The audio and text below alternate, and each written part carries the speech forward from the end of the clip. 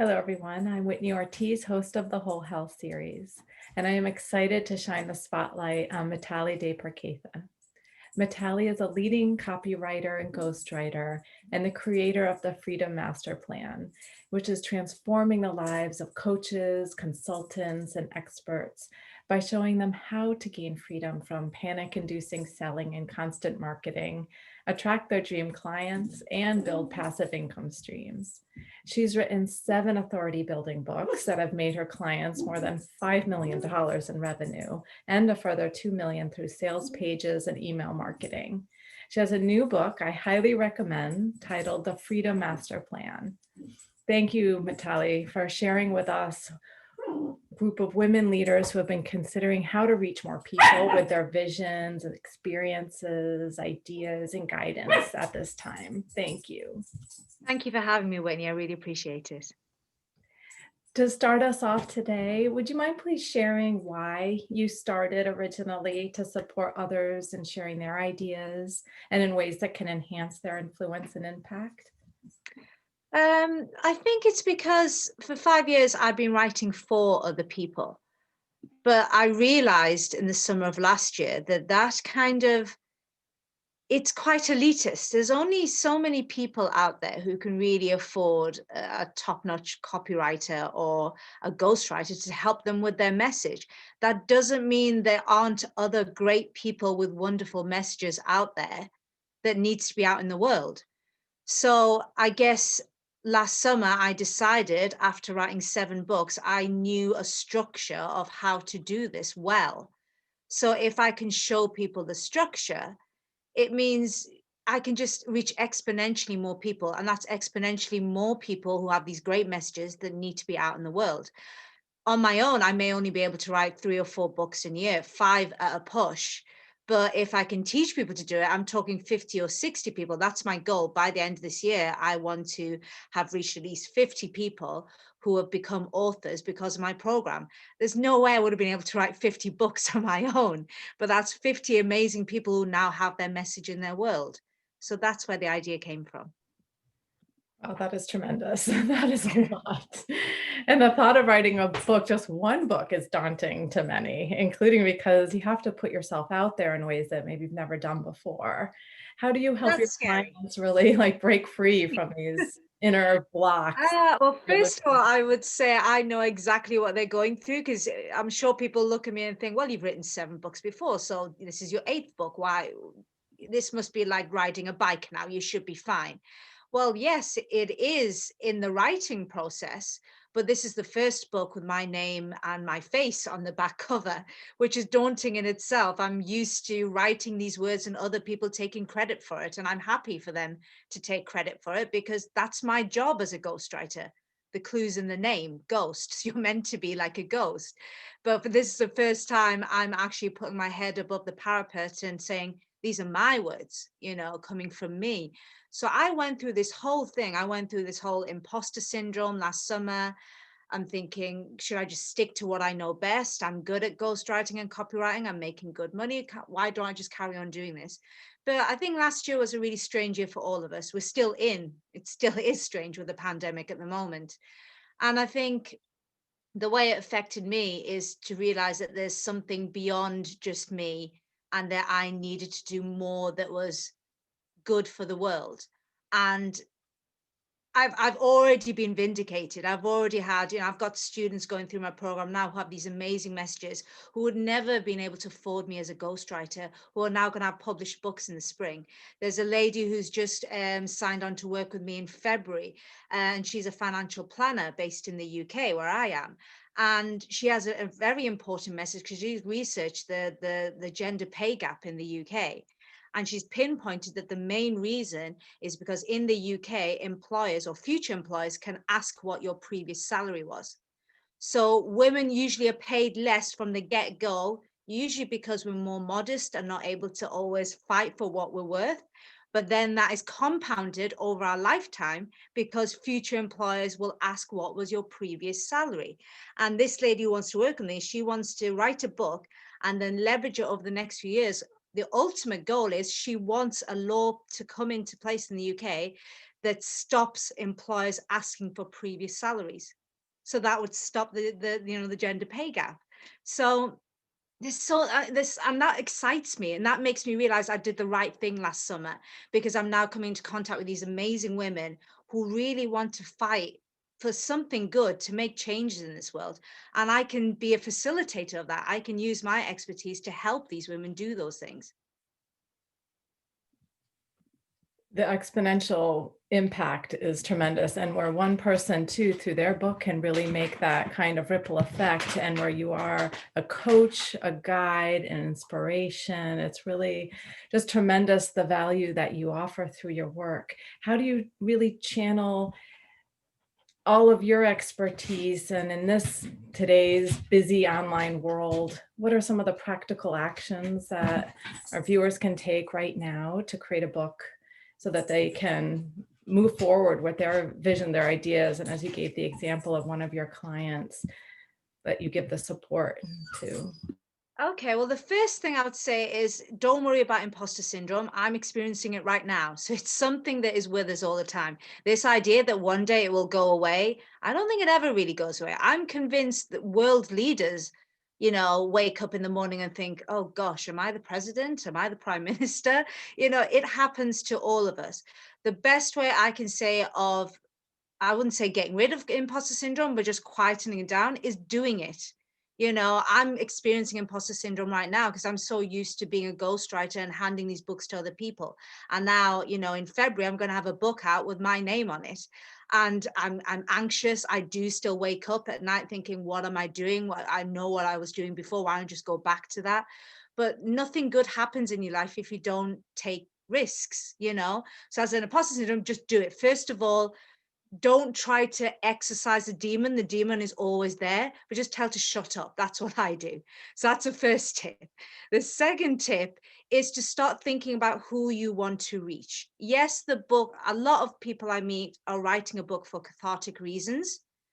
But remember, you still want it to be read. If you were doing it for purely cathartic reasons, then you can just write a manuscript and then store it on your Google Drive, and then you're done. You don't need to publish it. If you're planning on publishing it, then that means you actually want other people to read it. So there has to be an element of you understanding what is it that you're trying to get across. So one of the key things I look at is, I do this little sort of 3-point thing where I define my reader's needs. So I'll give you an example. So first of all, I would think who that person is. So let me give you an example. Say I want to reach executive coaches in the corporate world. That'll be the first point. I want to reach executive coaches in the corporate world. And then the second point was I will do a sentence called I need to. So think about that person. What do they need to do? So an executive coach might say, I need to learn how to balance my work and my home life, because most executives have really terrible work-life balance. So that would be the need. And then the third point will be, why do they want that? So I would then use a sentence, so I can. So for an executive, it could be, I can free myself from the guilt of not spending enough time with my children, because I want to give them the best financial start in life, but I also want to be there for them, and they're stuck between the two places. Once you have that, you have almost like a filter or an angle or a position for you to start writing. And that's the key, because one of the biggest issues I find speaking to some of my students is, but this has been done before, because I read this book and they talked about that, and I read this book and they talked about that. And I always say, you're not reinventing the wheel here. Unless you're doing something so cutting edge, then you probably shouldn't write a book, because the government will probably be after you, because you're, so it's some sort of, security thing that you shouldn't be revealing in the first place. But so most of us, the vast majority of us, are not in any kind of sector where we're actually reinventing the wheel. Most of what you've got to say probably has been said before, but it's just finding that fresh angle and that fresh positioning. The best example I always use is Tim Ferriss's The 4-Hour Work Week. That book is essentially about time management and outsourcing. He wasn't reinventing the wheel. There was plenty of books before that, and there's been plenty of books after the release of that book. And yet he has one of the best-selling nonfiction business books that have ever been printed, because he filtered it through a 4-hour work week. He was thinking of harassed people who, left to create a business because they wanted a business on their own terms, to be able to work the hours that they want, but now find themselves working harder for themselves than they ever did for a boss. So he's using that angle and filtering his time management and outsourcing advice through that fresh positioning. That's all you need to do. Don't worry about reinventing the wheel, because some people get very stuck with that. They feel like they need to have this amazing new thing that no one's ever heard of, almost like an inventor. Inventors rarely make a lot of money. Be aware of that, so don't worry about that. But I would say those are the first practical steps.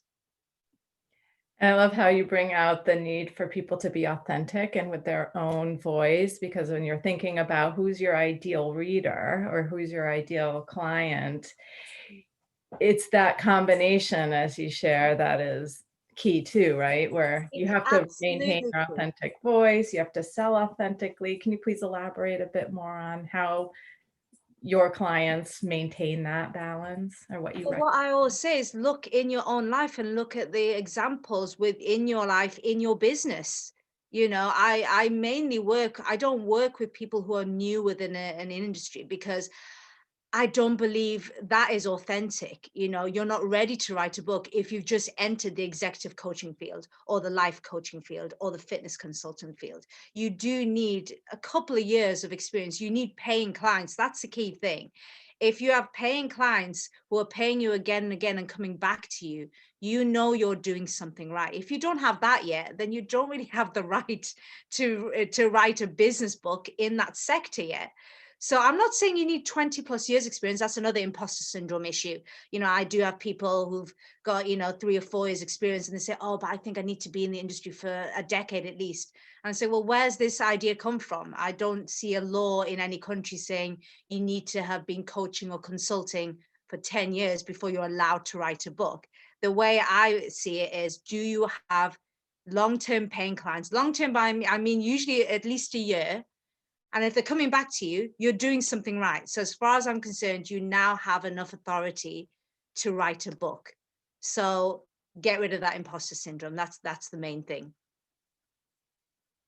And what are some of the practical steps once people have said, okay, I have this expertise or experience, and then now what? Okay, so the first thing I would say is, once you've defined your reader's needs, what you now need to do is map out everything in your book. This is the key thing, because I've spoken to so many would-be authors who've been writing a book for a year or 2 years or longer. And I'm thinking, what have you been doing all this time? And the reason why is they kind of got to the writing. I think a lot of people are very eager to start writing, because if they're not writing something, they feel like they're wasting time. So their idea of planning is just getting an idea of what their book's going to be about, defining the chapters, and off they go. They want to start getting writing, because then they can pat themselves on the back, oh, I've written 1,000 words today, pat on the back. Whereas, the planning bit, they feel like they're not actually doing anything. I tend to find that I have the opposite way of looking at things. I usually hold my students back to the point where they're itching to start writing, and I'm saying, no, but we haven't planned enough. What I would expect somebody to do is mind map out your entire book. So this is not just your chapters, but literally every point that's going to go into a chapter, the sub points to the points. There could even be sub points. I mean, my mind map for the current book that's coming out in February, it looked like a spider's web, but I literally put every single thought that's going to go into the book.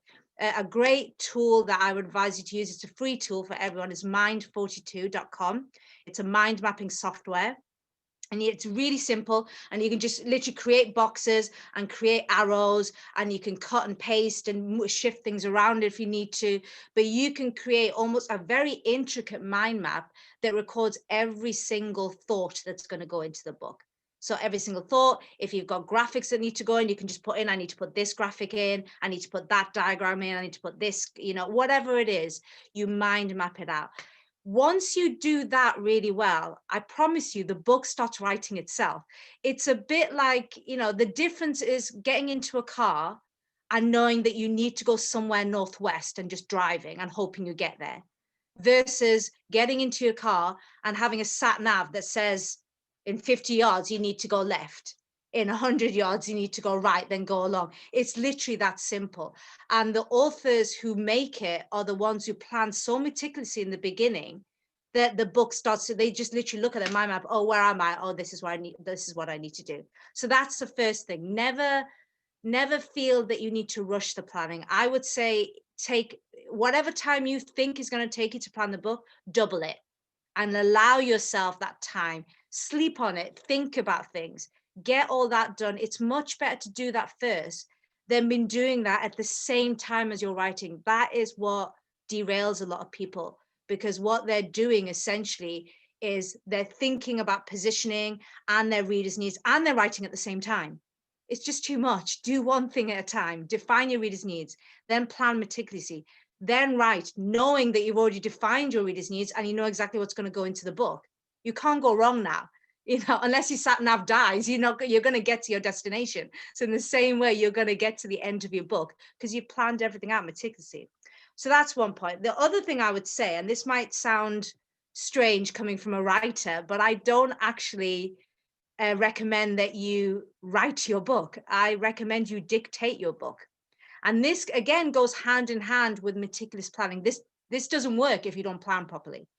With my students, because they've got a detailed mind map, and what I get them to do is once they've done it, I get them to download it and print it out and put it at their place of work so they can physically see the mind map every single day they come to wherever they usually work.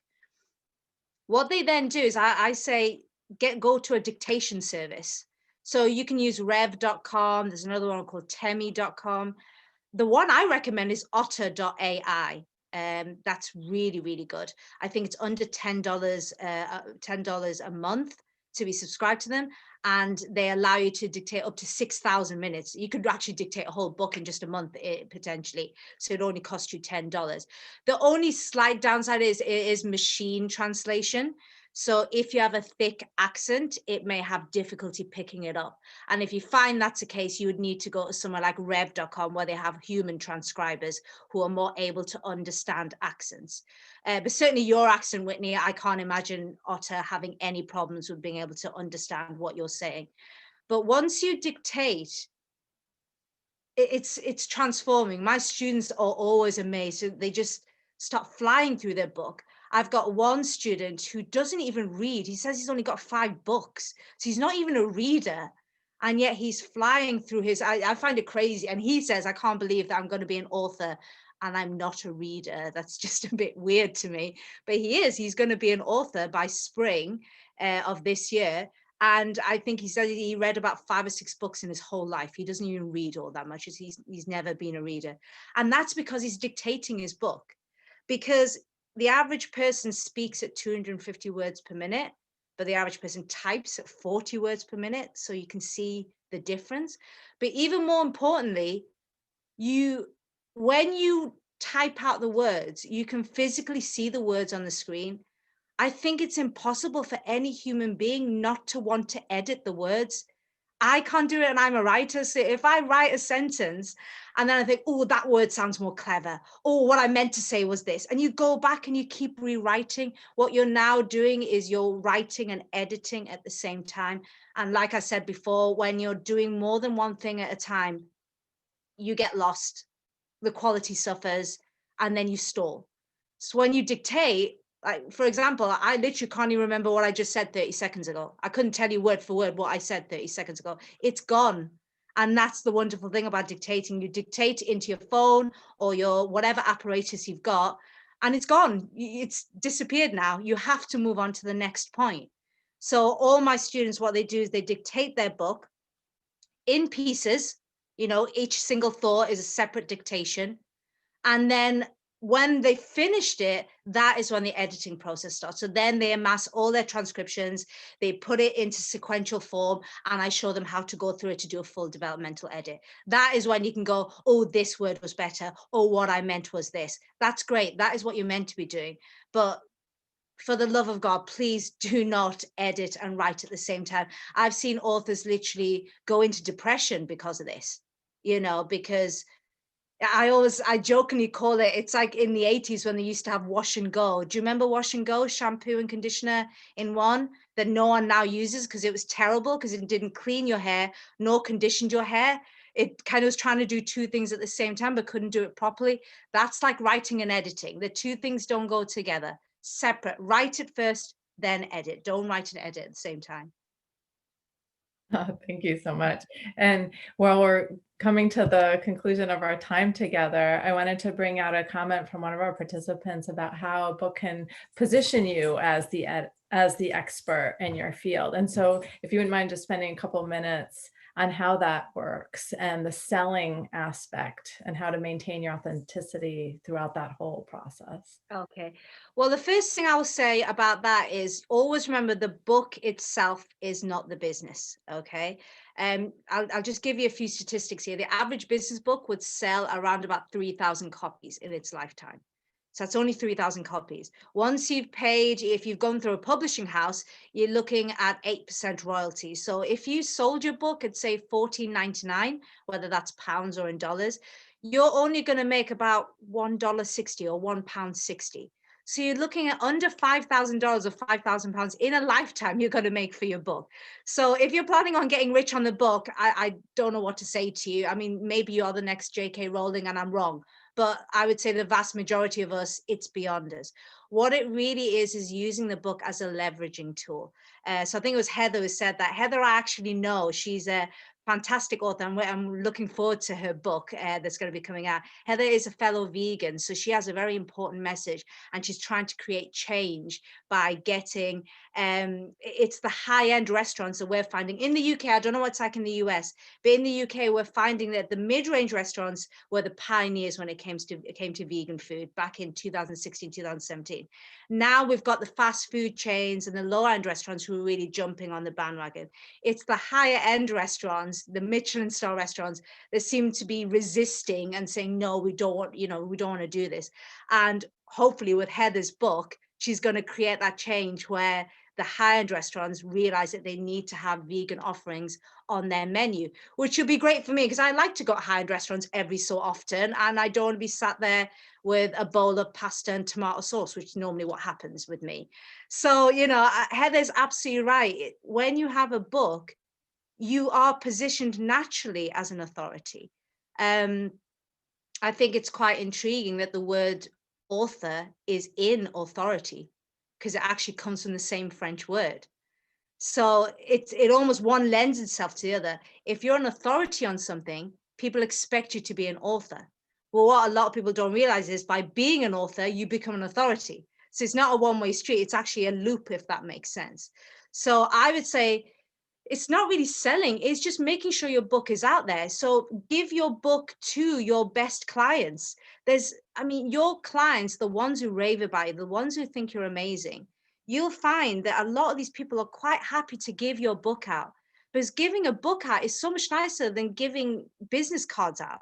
I find that really salesy. I've got a wonderful hairdresser who gave me a ton of his business cards to give out to my friends and family, and I didn't give out one of them because I felt really weird giving somebody else's business card out. I felt like I was, their salesperson or something like that. But if he wrote a book about how to have amazing hair every single day or whatever, I'd give that out to everybody because I'd be giving a gift to somebody. That's the key difference with a book. It's a gift. Whereas brochures, business cards, sales pages, emails, they're all sales material. Everyone knows they're sales material. So I would say the best way is just get out there, give it to your clients. If you've got strategic partners that you work with, allow them to distribute your book out. If you do talks, I know at the moment in a pandemic, it's really difficult having any conferences or seminars, but we will hopefully get back to normal at some point. If you're doing a talk somewhere, find out who's going to be in the audience. If it's a really small targeted audience and they're likely to be your ideal clients, ask the event organizer, hey, are you giving a goodie bag to all the attendees? Why don't I give you a book that can go into the attendees? I'm telling you, no event organizer is going to say no. They're going to be like, oh my God, you're going to give a valuable book to my, yes, where do I sign up? It can go into the bag. They're used to people wanting to put bump in the bag, leaflets and marketing material, which they have to say no to. You say, hey, you can, I allow you to put my book into your bag. they'll say yes. If you've got a diverse audience or a large audience where you're thinking, it's going to bankrupt me giving 2,000 people my book. What you can ask is tell the event organizer, well, I can do a special deal where anybody who attends the event, they click on this link, go to my landing page, and they can get the book for free. But what you do is then you have a post and packaging amount assigned. So, $5 for post and packaging. That just about covers your costs for printing and sending out. So that means you're not going to get time wasters wanting your book. It's only going to go out to people who are really interested. So I mean, we'll be here all day if I talked about strategies. That's what my book, The Freedom Master Plan, is all about. I've recorded every single tip, strategy, tactic that my 7 book clients used over the last 5 years to build their businesses. And like you said in my introduction, between them, they've made over $5 million in revenue, but not on book sales. That's the key thing. It wasn't on book sales. If you actually added up what they made on book sales, I doubt it'll be between them more than $5,000. What they did is leverage their book. And now that's built their authority. 2 of them are now seen as thought leaders. So that, you see it, everywhere, wherever they go, newspapers, websites say thought leader, because they've built the authority to that status now. They're now an authority of authorities, I guess. That's what a thought leader is. But that's what you need to do. You need to be tenacious and just get your book, out there into the world and just let it do its magic. Because like I said, once you have a book out there, I'm always amazed that a book is seen, it's quite magical, really. It's the only piece of written content that is stored, that is displayed. We build bookcases to display books in. We build libraries to house books in so we can lend them out. Who does that for any other piece of written content? You don't do that for leaflets. You don't do that for business cards. You don't do that for blog posts. You don't do that for emails. Everything else is seen as abundant noise. It's always there. Books are seen as an authority. You can have a website, wonderful, everyone has one. You have a business card, wonderful, everyone has one. Everyone has emails, everyone has sales pages. But how many people in your industry are authors? There's not many. So instantly you're elevated from everybody else. Thank you so much for all this rich content and guidance. How can people connect with you and receive your support? Well, you can go to my website, which is www.thefreedommasterplan.com. My book is out on the 19th of February, but I have a gift. I have a wonderful gift. I know you said there'll be lots of women who are looking to write a book. So if they go to my website, if they leave their name and email address, I'll be able to give them advanced warning of when my book is going to be out and just give them my journey over the next few weeks. Is going to be crazy journey over the next few weeks launching this book. I'm learning myself because, like I said, as a ghostwriter, I was behind the scenes. I handed a book over and then my client did whatever they did with the book. And now I'm having to do that myself. So it's very interesting. So I'm excited to be able to share my journey with others. But also for signing up, I will give them my 5 steps to writing and publishing their book, their business book. So it's a full guide that goes through every single step you need to take from planning the book all the way to publishing it and even promoting the book. So it's all there. If they want to do it themselves and they don't even want help from me as a book mentor, they can literally DIY, because I want to help as many people as possible. I know some people, I started doing what I'm doing because I know some people can't afford a ghostwriter, and book mentoring is cheaper than ghostwriting. However, I know there's going to be people out there who can't even afford a mentor or a book coach. So I want to give that person a complete DIY route so they can literally go and do it themselves. It will obviously take a lot longer, but they can do it themselves, because it's important that people get their message out, whatever, their earnings are, or whatever budget they have. Thank you so much, Natalia. So kind and generous of you. We really appreciate your sharing here today. Thank you. Thank you, everyone, for joining.